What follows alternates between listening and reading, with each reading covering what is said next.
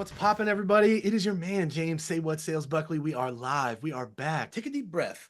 Take a moment. You're probably coming into the room from a cold call session, from an email breakout session that you just did. All right, let's talk about what we're here to talk about. Welcome back, everybody, to the Sellbetter Daily Sales Show. We bring you daily sales advice that helps you sell better. It's plain, it's easy, it's simple. These are the 3 steps. I think you're going to get way more than 3 steps here to be able to engage those close lost ops. Let me explain who's in the room. Taylor, is it Udell? I want to make sure I get it right. It's Udell. Yep. Yes. She is head of growth at Champify. Champify, new to the market. I'm excited to start talking about the things that she has designed. This woman is a genius. Patrick Reynolds, director of sales at Bullhorn. I have loved Bullhorn's branding for so long. You guys put great stuff out there, and I think you help a lot of people. Welcome back to the show. Thanks for having us. It's going to be a good one. Before we kick it off, scan this QR code. Check us out, sellbetter.xyz. While you're there, hop over to the YouTube channel and subscribe. I want to give a big shout out to the partners that we work with. You know that we represent the best solutions in the game. SendSpark, RB2B, and Olive. Today's agenda. How do we even start re-engaging closed loss? We're going to talk about segmentation, and then we're going to talk about what we're going to say in the messaging, and you're going to get some great examples here. Shout out to the SDRs and AEs in the room. Probably our best group is the frontline reps. They are the most active, and our guests are probably going to talk a lot to them today. So here's what I'd like to start with. I would like to start with why closed ops matter. Closed lost ops matter. So Taylor, you had a couple different things to say, and then you've got some data points to share. So break this down for everybody. Why should we be thinking about this? This seems like low-hanging fruit, right? Right. I think closed loss ops are probably one of your lowest hanging fruits out there. They're already aware of your solution, whatever you're selling. They already clearly like you enough to have entered a conversation. So you're way further down in the funnel than anyone who is net new, who needs a lot of education around the pain points that you solve, what your product actually does, and why it might be necessary. So over here at Champify, closed loss makes up a huge portion of our outbound strategy. It's you can see my little bullets in the bottom left corner here, but it's 28% of our active pipeline. Our win rate with closed loss opportunities is 37%. Yeah. And those deals also close 4.2 times faster than deals with net new people. And because of the majority of our losses are actually due to like the status quo, and I think Patrick has a lot of really good thoughts here, but it means that they're right for the picking. They didn't go with a competitor. They just need more education and more time before they end up becoming hopefully a happy customer. That's an end goal, right? We want to convert people to happy customers. I want to encourage everybody to take a screenshot of this. And Patrick, I definitely want you to weigh in here. And you've got your own win rates to report. What are your win rates around this stuff? We're on average around 40% win rate, and the status quo is the biggest factor in why we don't win or why we close out ops. So you've done all this hard work of finding the opportunity, working it, and then it fizzles off for whatever reason. We'll get into that later, but don't let all that work go to waste. And it's how do you dissect what has already occurred, and then how do you re-engage with those candidates that we'll dive into over the next few minutes. Yeah, and you can still qualify a win-loss and reach back out to them. The way that I say this is so funny, right? I think no and never talk to me again don't mean the same thing. And even if the answer is never talk to me again, 3-6 months later, that person might not even work for that company anymore. So go back to these ops and look at what's changed. We're going to talk more about change and what that means here in the near future. All right, so you have a breakdown for the best timing when it comes to breaking down doors on these ops. Patrick, break this timing image down. Shout out to Maria for making this great image, right? Absolutely. But yeah, the key here is there's a lot of different factors that go into it. These are kind of 5 steps or different data points you want to make sure you're aware of. And it starts with the historical context. Again, this is all about where we've had engagement and the opportunity lost or was closed for whatever reason. But it's getting that insight. So even if you're new to an account, go back and review recordings, notes. I mean, everybody's probably using an AI summary tool these days, but it's overall just having that account insight. So it's kind of table stakes to start with. But then the key is, who are you reaching out to? And where is your sphere of influence? I mean, everybody's aware of multi-threading, having multiple points of contact. But the key is it the same stakeholders, or is there someone new that's coming to the org? And again, there's tools that can help you with this, whether it's UserGems, Champify, but LinkedIn, or at the simplest form, going on a company's website, right, to see have they hired new leadership that is going to address their business pains or concerns that you've previously engaged with their team on. Then it's looking at the relevant topics. And the key here is identifying off of their priorities, which you've uncovered in previous conversations with the account insights. But it's also monitoring social media, right? Articles, podcasts. Are they joining those? Are they sharing new and latest and greatest of what their initiatives are and their focus is? Just so you can have a better understanding of their perspectives and opinions. And then that's going to lead to trigger events. While you're monitoring all this, you're going to be able to stay top of mind with them with relevant content that you can reach out to them and drive urgency or a call to action, which you're reaching out to. So you get away from, hey, I just wanted to reconnect, and actually have some substance or meat on the bones with that outreach. Yeah. Oh, hey, I just wanted to reconnect and waste some of your time is kind of how I hear it when I see it. Taylor, I want your opinion on this message, but this message is a great example that reflects those steps that Patrick just broke down. So we've included the responses here so that you guys could see this is real stuff. It actually does work. And of course, we do our best to hide everybody's identity so that they don't get bombarded with your emails. All right, Patrick, break this down. And then Taylor, your opinion on a message like this. And I've got an example from you later on. Yeah, so quick overview. Engage with the COO about how they can start adopting automation to help with their efficiencies and workflows, right? Ultimately led to no decision. They stayed with status quo, but kept monitoring other key stakeholders and found that the CRO had posted on LinkedIn about explosive growth that they were having. And specifically one of our product lines that can actually address their specific need. So reached out to him, referenced his post, and also hit him up on LinkedIn. But that allowed me to get multi-threaded into the account. Lo and behold, he said, hey, I'm busy with this explosive growth, so I can't talk to you for probably 2 months, but kept engaged, sent him multiple follow-ups, and actually followed up with his COO again. It got brought up about how they could utilize automation, sent him the follow-up, and then we got re-engaged, got back into an evaluation, and led to a closed deal. Taylor, I love this flow. Does this make your follow-up game spidey sense tingle a little bit? Yeah, I think that nurture is the new PG, and this is a great example of awesome nurture. The things that I think are super important about this is, like, one, tied into something relevant that they already had context on. If you're thinking about making your email pop, using data that only you have, like what happened in the last conversation or who you even talked to, which I see you like name drop here, is a great way to show and make your email stand out from the noise. I actually love putting in the subject line, like following up from conversations with X, Y, and Z, your explosive growth, because when you start to see names of your team members, that kind of triggers that, like, hey, this isn't just, that kind of like spam bot outbound. So I think that's really great. And I also think the fact that it's on multiple channels is really important. I think, a lot of the times, like, I'd also throw a call in, and then you have like, hey, did you get my email about X, Y, and Z? People might not open the email, but it's great to have that reference point to call back. So LinkedIn, email, phone call, you always got to be hitting them up on every single channel.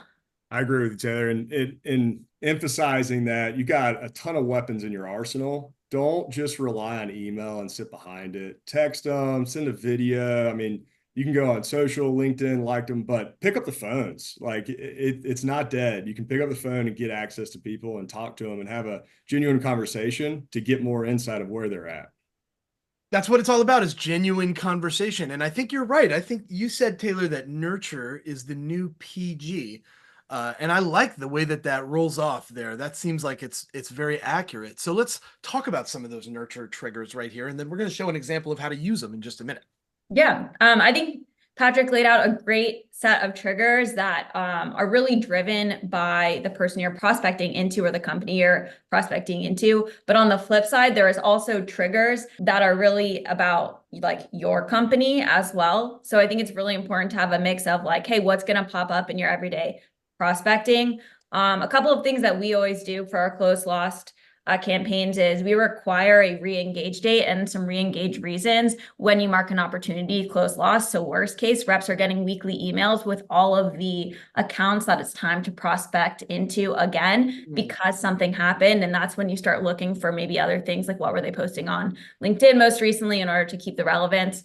But we also have a couple of internal triggers. So every time, product launches something big or marketing launches like a really great playbook or something really global, or like marketing is hosting an event, we re-engage all those low close lost opportunities and those contacts to see if we can offer something that's like higher value to the company. And we also have a couple other triggers, like, if a new executive joins, kind of going along with Patrick said, that's probably time for a new strategy, or they might be brought in to focus on exactly what your tool does. So we have a couple of automatic things, and then we have a couple of things get pushed from the company internally. And every time we do that, we say, hey, here are the people on those ops, or the people at those companies where we had close loss ops, who would get value from whatever we're pushing out into the market as well.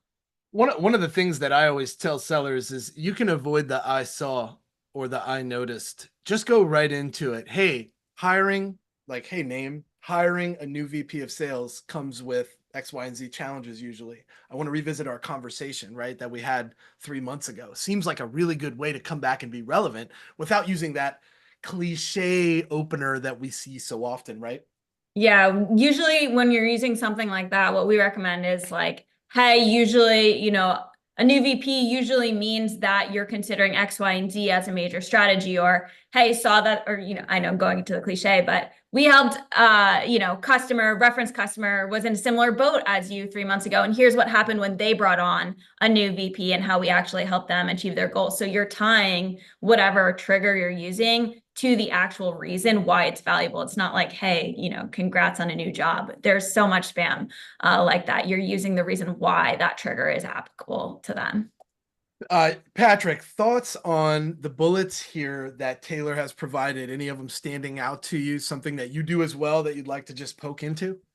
All of them are relevant. I think the new executives or new hires are one of the key, because you got to think they're coming into a business and they're going to affect change, and they've got to prove their value. And typically they want to do it quickly. So getting engaged with a new hire or new leadership is imperative, because they're going to go in and not scorch the earth per se, but they're going to make some changes, and it's best to get aligned with them, especially if you've had engagement with their existing team prior to them coming on board. I like scorch the earth. It's always so dramatic with It sellers. is. All right, so let's look at an example right here. So we looked at the triggers. Now I gotta say, Taylor, and you can tell me why this is true. I think I know why, but I would be like really remiss to send this email. Put a 1 in the chat if you think there's too many links in this email. And now Taylor's going to defend herself. Yeah, now I'm going to defend myself because the whole goal of providing 3 links is because we're selling to 3 personas. You're not supposed to include all 3 links. You should include different information based off of the person. If you're selling to sales enablement, that's really different assets than if you're selling to sales versus operations. So I knew she had it figured out. Yeah. I knew she was going to be ready for that. This is not the cadence that is in. It's a tool for reps to use to pick the thing that's most relevant to the people that they're actually working with. Amazing. I want to point out the length of this. For those of you that are listening to the podcast, you can't tell, but this is actually a relatively lengthy email, but it's okay. And this is the opposite of what you typically hear from us on a prospecting show. Let me explain. Patrick, I want your opinion as well. If I've had a conversation with you in the past, the drawbridge is down, right? I am not some stranger that's coming to the table saying, let me cold pitch you. We had a conversation in the past. So a lengthy email that's very concise and deliverable like this is actually okay for a customer that or a future customer that we didn't close, that we had an opportunity with before, right, Patrick? Absolutely. And it's all about the context of what you're reaching out about. I mean, if you've had engagement and you've sat down with them and you've had multiple meetings, I don't think this is a wrong thing to send them. It's more, you want to be short and sweet, or to the point when it's your first outreach, but when you have that context that's worthwhile for them, I think this is totally acceptable. You earn sending them that Lord of the Rings There novel. you go. That's what Yeah. you do. Yeah. Oh, I still look at Taylor laughing. It's not that long. She's like, stop it. But seriously, I like that there are so many different personas included in this because chances are good if you have the closed lost op, you work your way through multiple personas so you can actually be tailored on what they care about. Let's talk a little bit about the circumstances of the lost op. Does this even matter, Taylor? I think yes and no. The first thing that really matters, if you went close loss because they're a bad fit for your company, that really matters a lot. You shouldn't spend your time trying to engage people who don't actually have the business problem. Sometimes it's impossible to tell whether or not somebody's a good fit just looking at their website or firmographic data. Yeah. So you want to make sure that the company is aligned. We don't touch things that we've DQ'd as bad fits unless something monumental happens to their business, like the entire business model changing. Yeah. Right. I like that example, and I'll give the most simple one that comes to mind. If I sell demand or lists and somebody tells me that they're getting 1,000 PLG downloads a week, they don't need my help. What they need is a better process for how they segment. And we'll talk about that in a second. Is that right? Am I looking at that right? Yeah, I mean, that's exactly right. If they have a strong PLG motion, then you're probably not going to want to sell them something that isn't going to move the needle for how they do their business, right? So, But Taylor and Patrick, couldn't I come back to them and hope that their speed had slowed down? right. So that would be kind of like what the monumental business shift would be. If you see all of a sudden that their hiring growth tanks or their web traffic plummets, or that they really missed their earnings call, they clearly need a different source of revenue. But we don't do like our standard nurture with them. That's more about, you know, the RevOps team and the marketing team kind of aligning on those accounts to make sure that research is done, because that's like, I mean, that's really hard for a rep to keep track of that many accounts if something was a bad fit. So we rely a lot on our partners. That is fair. Patrick, you had some really great things to say about segmentation, and I asked you if bucketing was something that you were supportive of, something you've seen work, and you threw some data points out there. You said 41% of the losses are to status quo. I've heard different numbers here, but that's a big number. Talk to me about this. It is, yeah, and the I like to simplify because you can kind of blow it out of proportions if you have too many reasons for loss, right? And you want to kind of keep it concise so that you can bucket those and actually take effect on those closed loss ops. But the way I simplify it in my mind is no decision is the number one reason people we close out ops. The other is they ghost us, and then you disqualify, as Taylor already said. And those are the ones you want to get out as quickly as possible so you're not wasting your time or theirs. But aside from number two here, they go with a competing solution. You still have ways to follow up with them and go through that cadence I outlined earlier. And that's really about, hey, how long are they on contract with that competitor? Reaching out to them 6 months in advance before that contract ends. And then the other bucket with no decision, it really falls into three categories. Was it a budgetary thing where they truly just don't have the capital to do it? Or is it a bandwidth where their resources are tied up in another project? So you need to know, when is that project going to be ending so I can reach out a month before to re-engage, if not 2 months before, depending on how large the uplift is for your product. And then it's perceived value. Yeah, I was going to say the rip and replace piece is the piece that a lot of sellers forget has a cost associated with it. Correct. Yeah, you gotta understand and put yourself in their shoes about all the pieces they're working with and align with that, right? Yeah. So if you're trying to push it and they've got 2 months resources tied up, there's no way they can do it. So you need to make sure and be conscious of that. But then again, the last one is perceived value. A lot of this goes into maybe it's not necessarily a no fit, but maybe a certain product or a certain need isn't there. But as you roll out new features, be mindful of what will address those issues that you weren't able to address previously, and reaching out to those clients with those updates based on previous conversations. We now can do X, Y, Z so that you can rekindle those conversations. Yeah, I think. Go ahead. I was just going to do a big +1 to that perceived value thing. I think especially in this economic environment, a lot of people need to learn kind of the hard way and are being pushed to try and solve things with tools they already have or with manpower. And so that perceived value where the price tag to what you're delivering might not seem like top of mind until somebody's actually done it the hard way. And then that's when they're ripe for, hey, actually, it really sucks to use these existing tools, or like it's too much time, or the ROI isn't there if I'm doing it. And so it's kind of like an educational process where you just kind of have to learn through experience. And I think that's one of the best. I mean, that's one of our biggest reasons. People are like, I think I can do what Champify does. And then they try to do it at scale and then it doesn't work. And they're like, you know what? It's taking us too much time. I want a solution for it because I know it matters. Absolutely. You can only lead them to water, but sometimes they have to learn the hard way that what they're doing isn't the right thing. And they got to go through that turmoil before they really realize the value of your product. Come on, you guys know that the buyers know everything. They are the wisest people in the world. But that's a great segue into this comment that you made, Taylor, the other day when we talked about this. You said that it depends on the stage that you're at your company. If you are early, then you have a lot of education to do.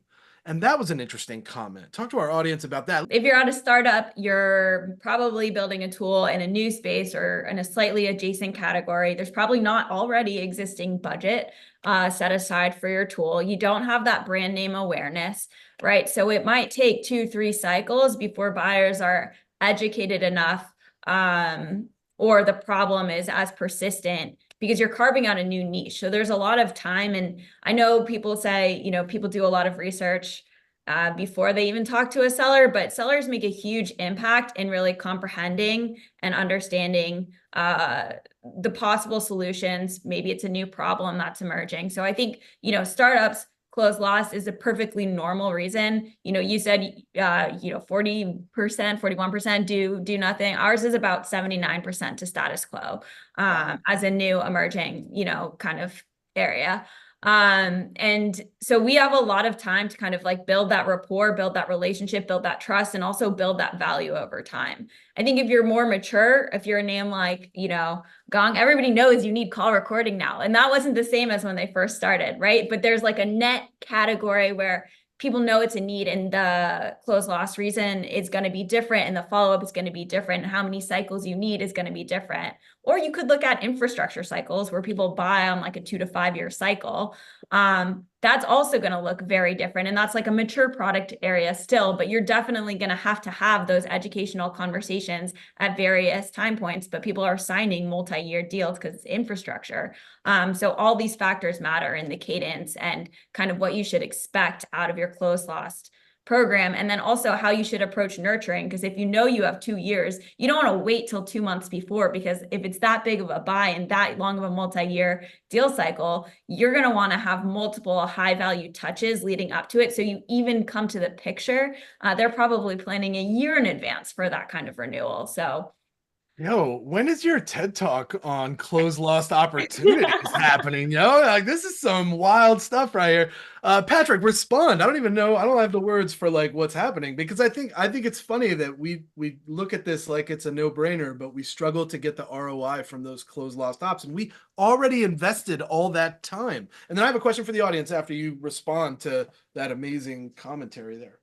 I agree with Taylor. That I mentioned earlier, put yourself in the shoes of the buyer and almost reverse engineer. If you know how long it takes for your product to be implemented, you need to reverse engineer that and backdate. All right, if it takes us 6 months and I need to engage, I'm probably going to need a month or 2 to get re-engaged, go through all the questions. Yeah. There's RFPs. Just outline all the steps that need to happen and work backwards, right? And then you can set the expectations with the customer so they're aware that, hey, they actually know I'm going to be going through, and you have enough time to actually make an impact.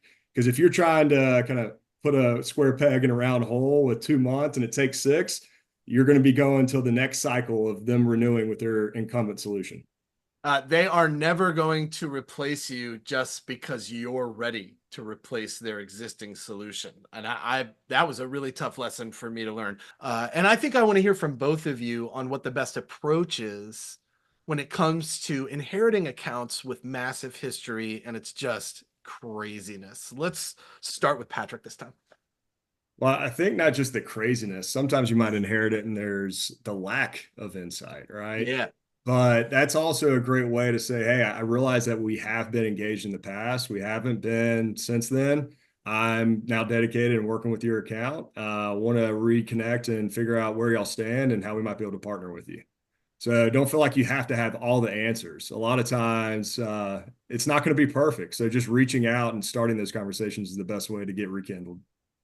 That actually felt really nice when you said it like that. I would feel like I was super casual conversation. I would not feel like you were about to sell me something I don't want. You're not a sleazy Turn car the salesman. negative into a positive. There's always a silver lining. But if you have all the information, that's just going to give you more credibility and understanding of what's going on with the account. But don't just go in with that assumption that everything's the same, right? Everyone's got a plan until they get punched in the face. So you got to go in and reconfirm and qualify what your account history tells you about that certain customer. Taylor, your thoughts on inherited accounts in this wild time that all sellers have to go through at least once in their career? Yeah, I think there's a couple of things now. We have tools where you could like run a bunch of Gong transcripts through ChatGPT and get a tidbit. I think the odds are, if you don't have a lot of information, it's probably a little bit older of a deal. And the odds are is the people you were talking to have moved on. So a nice like, hey, we were working with name drop. See, they've moved on to a new company. I'm curious if you're, carrying the torch for them about initiative XYZ. That kind of thing generally happens. Then you both have a clean slate to get started from. But one of the things really we focus on is sharing learnings from lost reasons. So, and making sure that data is filled out in Salesforce well. So you have to do less digging. So I think one of the most important things we do is we do have a closed lost channel that every time somebody marks an op as closed lost, within Slack, the whole team gets alert about why it went lost, when it went lost, what their KPIs are, what they think needed to go differently. That way we can all both learn things for our immediate active deals, as well as think about the types of nurture programs and make sure that the data is sufficient for whoever's going to pick up the torch the next round to carry it. So you get this level of inspection, this level of transparency, and this culture of learning, which I think is super valuable. Losing an op shouldn't be something that you're ashamed of. We're going to talk about that culture of learning in just a moment. But I love where your head is. So let's take a look at process. I told y'all you were going to get way more than just 3 steps, but any last second comments before we move into these 2 processes that both of you have been kind enough to provide our audience today? Only thing I'd add, I agree with Taylor and everything, but don't feel like you have to just switch gears and become like an admin to fill out everything, but realize the value of why you're adding it in there. So you don't have to second guess or rely on just your knowledge of what happened.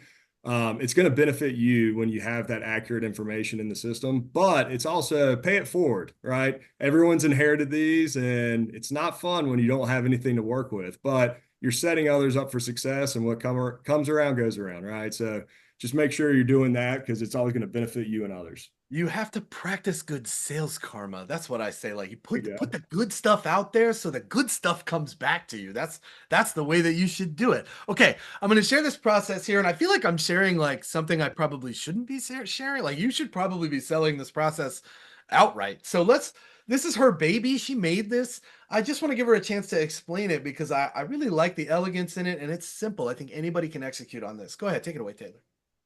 All right. Well, Patrick's talked a lot about this, but making sure you have the right close loss reasons that is going to give you the kind of information that you need for future nurture is the first step. I think that's like very close partnership between marketing, between ops, between the sales team. That needs to be a conversation so you get the right list, and it can't be too long and it can't be too short. Right? Because you don't want a bunch of ops that say ghosted. That's not really going to deliver you much intel going forward. All set on the phantoms. I have inherited CRMs full of ghosted ops. So that's something we spend a lot of time in just revamping. The next is having a systematic way to re-engage. I think in the course of a day, a rep has so many responsibilities. You're prospecting, you're filling out your CRM, you're building account plans, you're actually dealing with active deals, you're being a pseudo lawyer, you're being a counselor as people are, going through whatever because you're really there for your customers. And so getting a system so reps don't always have to be thinking about what do I have to do now? Making it self-served and served up to the rep is a really great way. We do that with our re-engage date so that they can just get a report of the things to re-engage. That way you're like, all right, I know what accounts are on my queue today. And I'm going to go after it. I run marketing, so a little biased here, but I think marketing should actually be working really closely with the reps to serve up little playbooks, basically based off of trends or close loss reasons where you Hot take, y'all. We got a marketer on a sales show that's supporting sales. Can we get a round of applause in the chat for a marketer that's supporting sales? I just have to pause and say it. Thank you. Go on. Yeah, I ended up marrying a salesperson, and so now it's all down. Particularly skewed, so maybe find that in your in your marketing leaders. But we bundle up like cadences plus lists plus the offers or events for the sales team, and then I block time off on their calendars so that they can have a nice little PG Tuesday to actually go through. And when we have marketing events that are compelling for close loss reasons. So that's like the last thing. And then fourth, we talked about a little bit, but a culture of accountability where people are actually sharing their loss reasons for everybody to learn from. I think you learn a lot more from a loss sometimes than a win. And it just makes everybody level up, including like what we should do differently from marketing or what should be different in the sales process or what other types of campaigns we should roll out to turn these people into customers one day. I've met a lot of salespeople that I've heard those words from, but never a marketer has come on this show and been like, I support salespeople and I serve them up on a silver platter so that they can win more deals. That has never been a conversation on this show. So thank you very much. Happy to be the first year. Listen, we're having you back just so you can repeat that as many times as possible for other marketers that come to the show. I want to say that you've heard a lot of acronyms here. You've heard a lot of different medics and BANTs and all these different like letters. I've never seen this one before, Patrick. So I want to tee you up so that you can explain this methodology that you've put into play there and everyone else can adopt it for themselves. I encourage you, take a screenshot, share it, tag Patrick, tag us, whatever. Absolutely. Google it if you want to. You'll find some links on how to use it. But I will not take all the credit. You've had Keith Waitman on this before, so yeah. You know his magic he works. But he's the mastermind behind this PEASC methodology. And the way you can use this is how you're going to structure your outreach, right? Nothing to take away what we saw with Taylor's example earlier. It's warranted for following up with previously engaged customers. But this is a great way to frame your outreach by using the statements for the problems and pains being short and concise, then to the point, right? Then the equation of if this plus this equals that. So it's kind of their desired outcome. And then agitate the pain and then provide solutions, whether it's links or an ROI that a customer had or new product features, whatever it might be, the reason that the customer didn't move forward originally. And then it's a call to action, right? You got to be asking for that next step or next call, next meeting, whatever it might be. Don't just linger it out there. Make sure you have something you're taking away or trying to get engaged with them on. And then personalize it. Don't take yourself too serious. Throw a GIF in there. Put a joke, dad joke if you want to, but whatever it is, just to stand out, because it's really going to make it your own is what I'm getting to, because there's 100 different ways to do this, but there's no silver bullet. So keep working and adjusting it. There's no silver bullets is something I've echoed on this show for countless episodes. I think this is like our second year, and I think I say it several times throughout many shows. The one that stands out to me the most here, call to conversation is greater than call to action. And I think that's a mentality shift that lots of SDRs and AEs, specifically AEs that are being asked to prospect more than ever now. That wasn't a thing just a few years back. I remember AEs were just closers and prospectors did their thing and marketers set them up. And now it's like, hey, we need you to be a full cycle rep. Go for conversations, not for, hey, download this thing or set up 15 minutes with me. Let's have a conversation is such a better message, in my opinion. Now we have another example. I wasn't sure we were going to have time for this, but it looks like we might. Here's the example. Now, you've got some context here. So Taylor, I'll let you take it away and kind of paint the context, but I just wanted to give this example to the approach and the strategy and the messaging content. I think going back to your philosophy on go for the conversation, this is a specific approach for when there are new executives at an account and how to actually loop them in.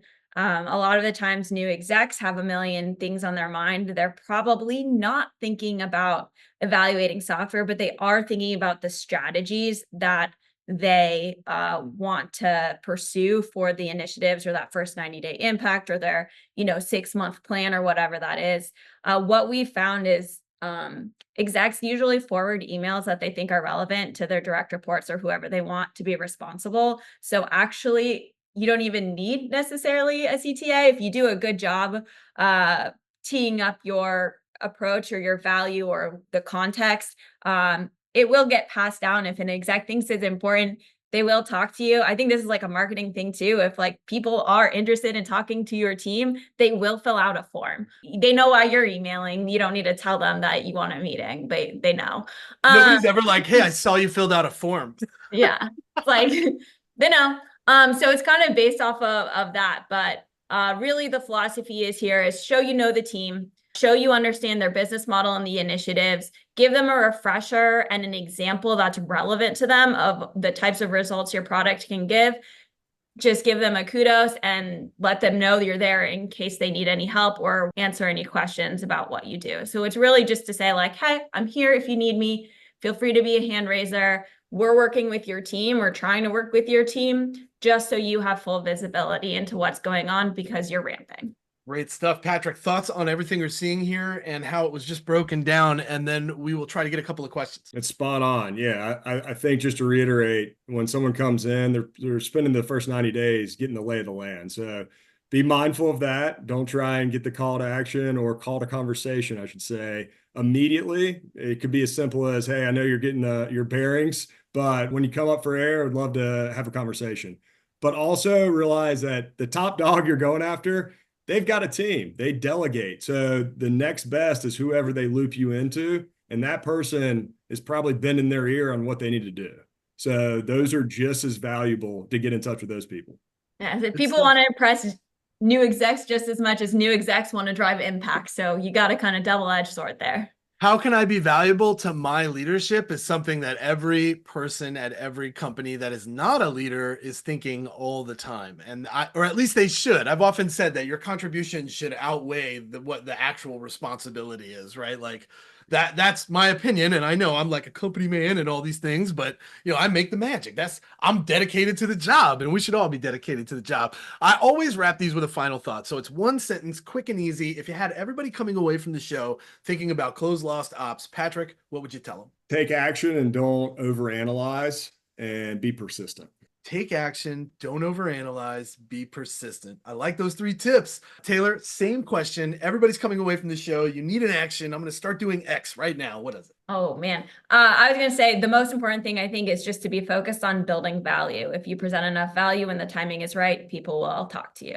Present enough value, and when the timing is right, they will talk to you. One of the things that you said that I really loved was it's not something that stops and starts. It's always on. Before we let everybody get back to their day, and go follow Taylor and Patrick, just talk a bit more about how it never gets turned off. And Patrick, your opinion on that as well.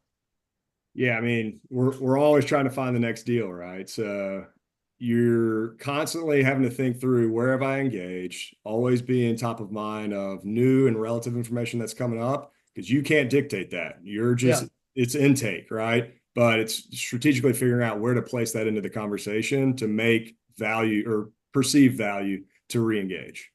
Amazing. It's something that should always be running. You should always have that close lost list ready to rock and roll and be listening in for those triggers. I want to thank you both for coming out, sharing your wisdom on the show today. We have a great audience that loves this. Let us know. Please thank our guests for coming in and sharing all these nuggets with you. I know you're all going to go to the boards with those closed lost ops in the coming weeks. So be strategic. If you need help, these 2 individuals are great people to go learn from.